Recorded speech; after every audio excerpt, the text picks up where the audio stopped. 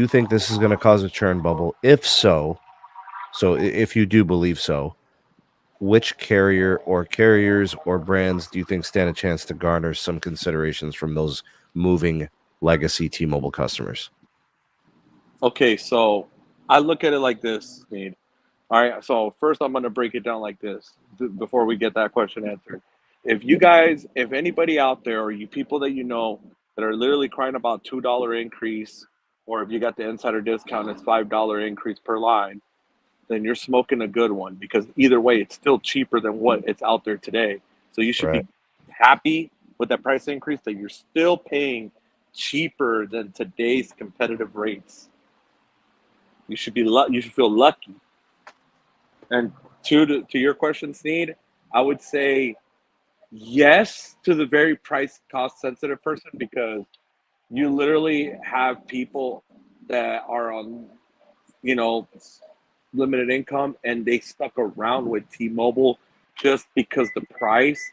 And if they feel that they are getting hiked up already on the, they're hiking their price up, and they feel it's going to happen again and again and again, so they might as well move to a network that they feel has is a better network quality and par. And I would say a lot of people are actually going to choose, as much as I hate to say this, they're going to choose AT&T. And the reason why I say AT&T is because they have the corporate discount where no matter where you work, you can get anywhere between 15 to 25% off your plan per line. And that's going to mean a lot to those price sensitive people.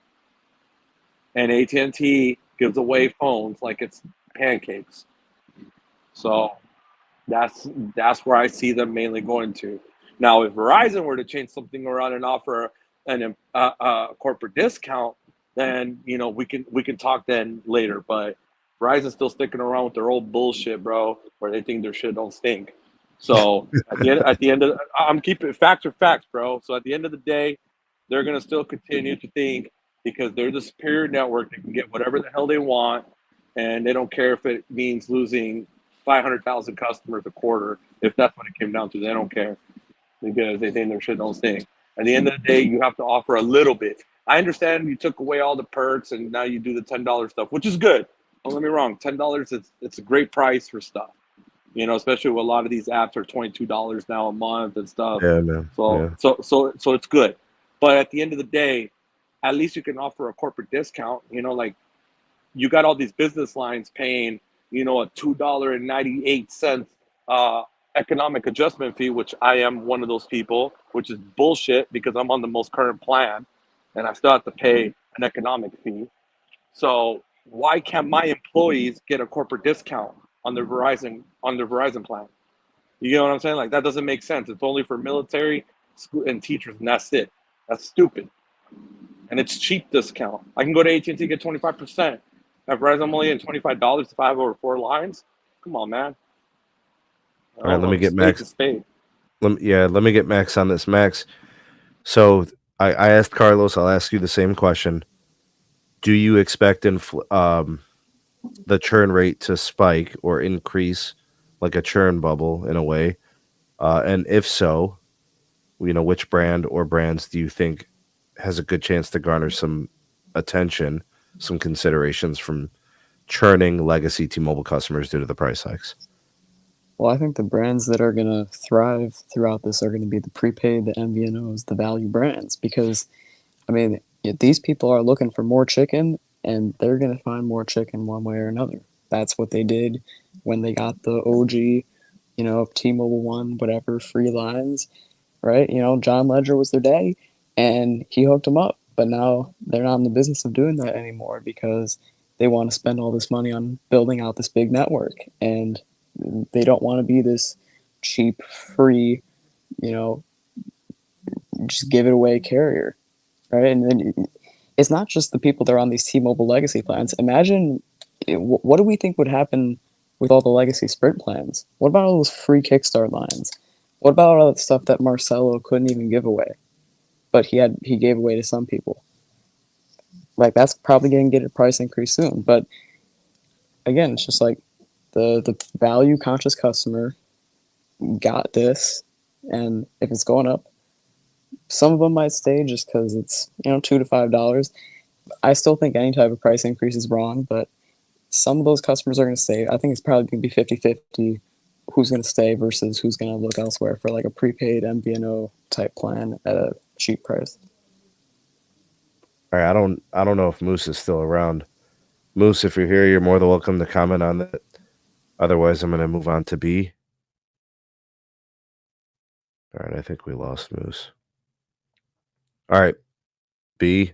We talked about the churn rate. We talked about the potential for leaving. Which brands do you think garner the most attention from those churning customers? I don't know, Sneed. I don't know. I don't know. I think the value proposition for Verizon and AT&T is solid and strong. Both of them have, their pluses and their minuses. If you're looking for the superior network experience, I mean, those guys definitely offer better networks than what you get from T-Mobile. If you're looking for So, something super cheap.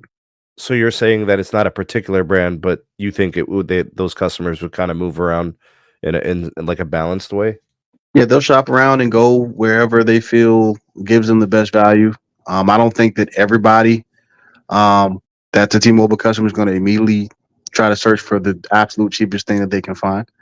I think you'll get a little bit of everything. So, the carriers that are out there, they'll compete, and we'll see what happens. I think to the point that was made before, I think I know it wasn't Moose who said it. I don't know who did, but I think to the point about the free phones and everything like that, I think everybody's giving away a free phone now. Verizon is giving away a free phone, tablet, and watch. So I think that narrative is a little bit outdated. Everybody's competing with the devices and whatnot. You may not be getting the same discounts on service, but still, with all those discounts and blah blah blah, employee whatever. All right, cool. All three carriers are within $20 of each other. So it's not like you have a 50, 60, $70 difference like you used to have in years past. We're talking about $20. So I think all of the carriers are competitively priced and give you solid value. If you're going to go to an AT&T, you're going to get the network. That's it. You're not going to get any perks at all.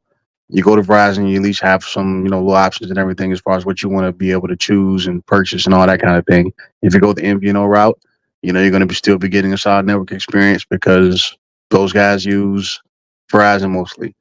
So it's just all about what the customer's looking for.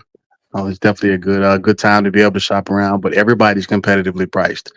I think it's a misconception that you have one carrier that's just so much more expensive than everybody else. That's a farce. That's a 20-year outdated way of thinking. Everybody's within like $20 of each other. That's the truth. So all that other stuff is fluff, and it really isn't true.